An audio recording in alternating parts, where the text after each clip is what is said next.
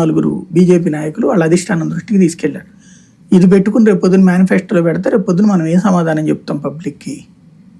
Muslim reservations దేశవ్యాప్తంగా అదొక పెద్ద సంచలనం అయిపోతుంది వస్తుంది కదా అని చెప్పి అడిగారు. అనగానే వాళ్ళు వెంటనే వీళ్ళని మేనిఫెస్టో కాపీ ఏదో పంపించండి అని చెప్పారు. పంపించారు వీళ్ళు. పంపించగానే దాంట్లో ఇది ఉంది, మరి ఇది మేము వ్యతిరేకం కదా అని చెప్పారు. మీరు కూడా వ్యతిరేకించాల్సిందని మేము చెప్పట్లేదు, మేమైతే దీనికి వ్యతిరేకం కదా అన్నారు. ఇది తీసేయండి అన్నారు.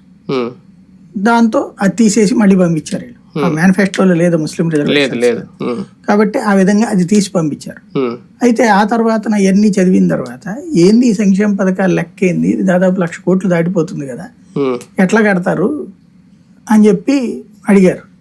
లేదు చేయగలరు, చంద్రబాబు గారి అనుభవం ఇవన్నీ మామూలుగా మనకి చెప్పినట్టే చెప్పారు. వాళ్ళు మనంత అమాయకులు కాదు కదా చెప్పి, సరే అట్లయితే ఓ పని చేయండి, ఇప్పటికిప్పుడు పొత్తు అనేటువంటి దాని కాన్సెప్ట్లో మనం ఏం చేయలేం కదా, ఓ పని చేయండి, ఆ దాంట్లో మా బొమ్మ వద్దు, అట్లాగే మీ బ్యాక్గ్రౌండ్ కూడా రేపు పొద్దున పెట్టుకున్నప్పుడు మా బొమ్మ పెట్టుకోవద్దు. మేమేం చెప్తామంటే రేపు పొద్దున అసలు మేము రామ్, మీ ఇద్దరు కలిసి మేనిఫెస్టో రిలీజ్ చేసుకోండి అని చెప్పారు.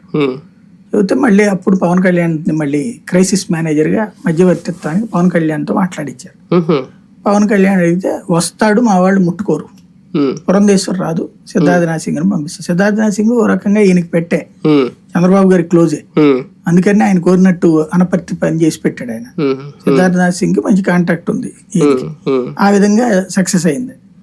తీరా చూస్తే అదే విధంగా ఇక్కడ అవుతుంది అనుకుంటే సిద్ధార్థనాథ్ సింగ్ మాట కూడా అయిపోయింది. ఎందుకంటే ఏంది ఇదే అనపర్తి ఇష్యూ ఎప్పుడైతే నల్లమెల్లికి సీటు బీఫామ్ నడ్డా చేత తిప్పించారో అక్కడతో ఈయన కూడా ఇటు కమిటెడ్ అనేటువంటి ఫీలింగ్ వాళ్ళకి వచ్చేసింది. వచ్చిన తర్వాత ఆ పరిణామక్రమే ఈ మార్పు అన్నటువంటిది అనమాట.